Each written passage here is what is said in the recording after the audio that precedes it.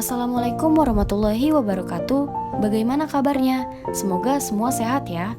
Baik, pada kesempatan ini kita akan belajar materi mengenai perubahan akibat interaksi antar ruang. Di sini terdapat tujuan pembelajaran. Interaksi antar ruang dapat terjadi dalam berbagai bentuk, seperti pergerakan orang, barang, gagasan, dan informasi. Semua pergerakan itu menimbulkan perubahan. Interaksi keruangan meliputi beragam jenis pergerakan, seperti perjalanan menuju tempat kerja, pariwisata, perdagangan, dan distribusi barang.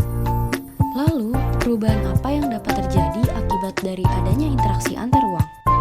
1. Berkembangnya pusat-pusat pertumbuhan. Pergerakan orang, barang, dan jasa pada suatu lokasi tertentu akan menimbulkan pemusatan aktivitas manusia pada lokasi tujuan. Pemusatan aktivitas penduduk tersebut kemudian membentuk daerah perkotaan. Yang kedua, perubahan penggunaan lahan. Semakin banyak penduduk yang datang pada suatu kota akan disertai dengan kebutuhan tempat tinggal. Akibatnya, terjadi alih fungsi lahan dari lahan pertanian menjadi permukiman. Selanjutnya, yang ketiga, perubahan orientasi mata pencaharian. Karena adanya kebutuhan barang dan jasa yang beragam, maka jenis pekerjaan juga berkembang. Orientasi pekerjaan berubah dari yang semula berorientasi pada sumber daya alam, khususnya petani, berubah menjadi pekerjaan lainnya. Yang keempat, berkembangnya sarana dan prasarana. Dengan meningkatnya pergerakan orang, barang, dan informasi, maka pembangunan sarana dan prasarana akan semakin meningkat.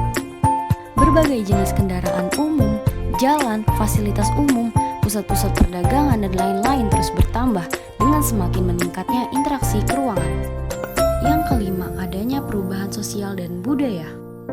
Perubahan sosial budaya pada saat ini tidak lagi karena adanya pergerakan penduduk, tetapi juga adanya aliran informasi dari suatu daerah dengan daerah lainnya, bahkan antar negara atau benua yang jaraknya sangat jauh. Sebagai contoh, perubahan teknologi yang akan mempengaruhi interaksi sosial dan perubahan interaksi anak akibat perkembangan teknologi. Yang keenam, berubahnya komposisi penduduk. Interaksi keruangan dalam bentuk pergerakan orang dapat mengakibatkan terjadinya perubahan komposisi penduduk. Dari yang awalnya relatif seragam berubah menjadi beraneka ragam. Misalnya di suatu wilayah sebagian besar etniknya Sunda, kemudian berkembang lambat laun menjadi beragam etnik. Sekian pemaparan materi ini, kurang lebihnya mohon maaf. Wassalamualaikum warahmatullahi wabarakatuh.